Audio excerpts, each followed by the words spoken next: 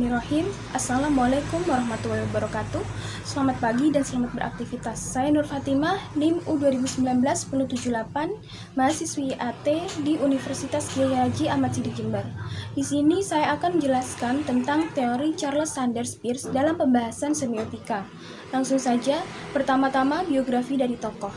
Charles Sanders Peirce lahir di Cambridge, Massachusetts tahun 1890. Peirce lahir dari sebuah keluarga intelektual. Ia menjalani pendidikan di Harvard University dan memberikan kuliah mengenai logika dan filsafat di Universitas Johns Hopkins dan Harvard. Kemudian, Peirce adalah seorang filsuf beraliran pragmatik yang memperkenalkan istilah semiotik pada akhir abad ke-19 di Amerika, yang mana merujuk kepada doktrin formal tentang tanda-tanda. Kemudian, untuk membahas lebih lanjut tentang teori semiotika Peirce, tentunya kita harus mengetahui apa itu semiotika terlebih dahulu. Semiotika adalah suatu ilmu atau metode analisis yang mana digunakan untuk mengkaji tanda.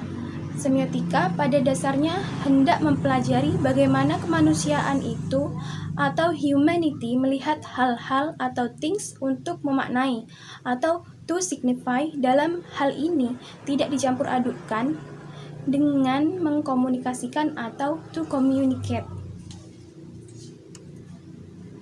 Bagi Peirce, tanda dan pemaknaannya bukan struktur melainkan proses kognitif yang disebut semiosis. Semiosis adalah proses pemaknaan dan penafsiran tanda yang melalui 3 tahapan. Bagi Peirce, prinsip mendasar sifat tanda adalah sifat representatif dan interpretatif. Sifat representatif tanda berarti tanda merupakan sesuatu yang lain, sedangkan sifat interpretatif adalah tanda yang memberikan peluang bagi interpretasi. Itu bergantung kepada pemakai dan penerimanya. Kemudian, teori Peirce bagi para ahli dianggap sebagai grand teori dalam semiotika, dengan asumsi gagasannya bersifat menyeluruh, yakni deskripsi struktural dari semua sistem penandaan. Peirce adalah ahli filsafat dan logika. Baginya, penalaran manusia selalu dilakukan lewat tanda. Kemudian, yang dalam hal ini berarti manusia hanya dapat berpikir melalui tanda-tanda. Dalam pikirannya, logika sama dengan semiotika, dan semiotika dapat diterapkan pada segala macam tanda. Charles Sanders Peirce terkenal dikarenakan teori tandanya di ruang lingkup semiotika. Kemudian, Peirce juga dikenal dengan model triadik bersisi 3, yakni 3 komponen itu adalah yang pertama representamen, kemudian objek, dan interpretan. Sesuatu dapat disebut representamen jika memenuhi 2 syarat, yakni apa saja? Pertama, bisa dipersepsi, baik dengan panca indera maupun pikiran atau perasaan. Kemudian yang kedua, berfungsi sebagai tanda, artinya mewakili sesuatu yang lain. Komponen lainnya adalah objek. Menurut Peirce, objek adalah komponen yang diwakili tanda, bisa dikatakan sebagai sesuatu yang lain. Bisa berupa materi yang tertangkap panca indera, bisa juga bersifat mental atau imajiner. Kemudian komponen yang ketiga, yakni interpretan. Peirce menjelaskan bahwasanya interpretan adalah arti atau tafsiran. Peirce juga menggunakan istilah lain atau yang digunakan untuk interpretan, yakni signification, dan interpretation. Menurut Peirce, interpretan juga merupakan sebuah tanda. Kemudian, ini adalah gambar teori segitiga makna Peirce. Yang pertama, representamen, kemudian di bawahnya ada interpretan dan juga objek.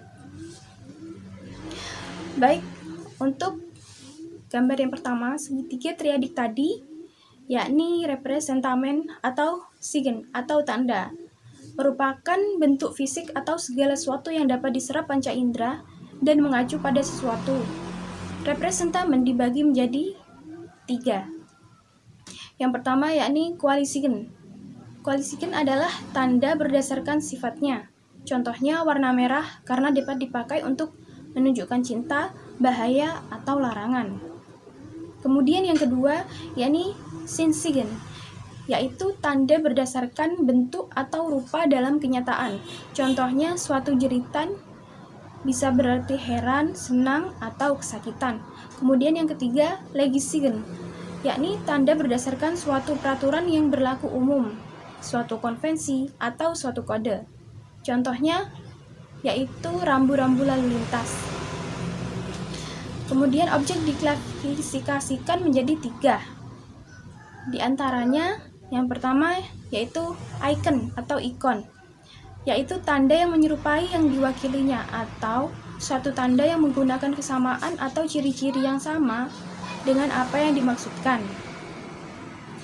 Kemudian sebuah tanda dirancang untuk mempresentasikan sumber acuan melalui simulasi atau persamaan. Contohnya yakni tanda toilet perempuan dan tanda toilet laki-laki di pintu masuk toilet.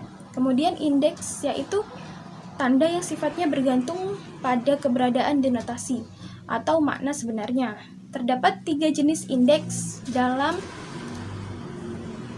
ini. Kemudian yang pertama, indeks ruang, mengacu pada lokasi atau ruang suatu benda, makhluk, dan peristiwa dalam hubungannya dengan pengguna tanda. Contohnya yang pertama, anak panah bisa diartikan dengan kata penjelas atau kata penjelas yang menunjukkan sesuatu, seperti di sana, di situ. Kemudian yang kedua, indeks temporal. Indeks ini saling menghubungkan benda-benda dari segi waktu. Contohnya grafik waktu dengan keterangan belum dan sesudah. Kemudian indeks persona. Indeks ini saling menghubungkan pihak-pihak yang ambil bagian dalam sebuah situasi. Contohnya kata ganti orang, saya, kami, beliau. Kemudian simbol, yakni suatu tanda yang ditentukan oleh suatu peraturan yang berlaku umum atau ditentukan oleh suatu kesepakatan bersama. Simbol merupakan suatu jenis tanda yang bersifat arbiter dan konvensional. Contohnya bunga mawar yang dilambangkan sebagai simbol cinta. Burung merpati dilambangkan sebagai lambang berkat atau dalam agama Nasrani sebagai simbol Roh Kudus. Kemudian yang ketiga yakni interpretan. Dibagi menjadi 3. Yang pertama yakni rime. Rime atau rime adalah tanda yang masih dapat dikembangkan karena kemungkinan ditafsirkan dalam pemaknaan yang berbeda-beda. Contohnya, orang dengan mata yang merah bisa jadi ia sedang mengantuk atau sakit mata, iritasi, baru bangun tidur, bisa jadi ia sedang mabuk. Kemudian yang kedua, Dikisigen atau Dyson-sigen adalah tanda yang interpretannya terdapat hubungan yang benar, ada atau tanda yang sesuai dengan fakta dan kenyataannya.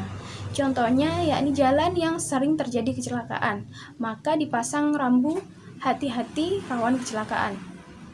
Kemudian argumen. Argumen adalah tanda yang sifat interpretannya berlaku untuk umum atau tanda yang berisi alasan tentang sesuatu hal. Contohnya, tanda larangan merokok di SPBU dikarenakan SPBU merupakan tempat yang mudah terbakar. Seperti itu.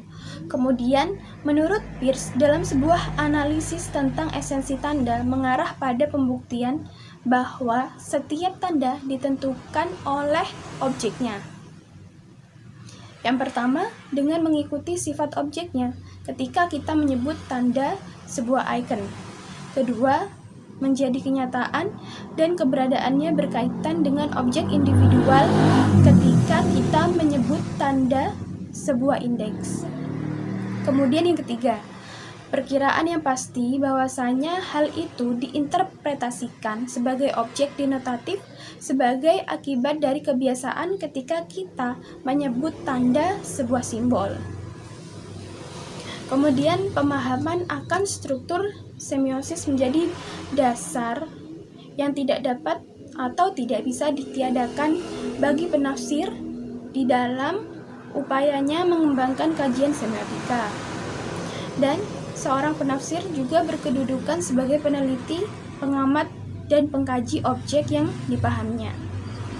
Dan dalam mengkaji suatu objek yang dipahaminya, seorang penafsir harus jeli dan cermat.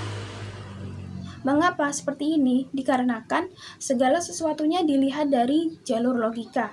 Baik itu tadi pembahasan tentang teori semiotika Charles Sanders Peirce yang saya bagikan. Semoga apa yang saya sampaikan mendatangkan manfaat untuk saya sendiri dan juga teman-teman semua. Terima kasih. Sekian dari saya. Wassalamualaikum warahmatullahi wabarakatuh.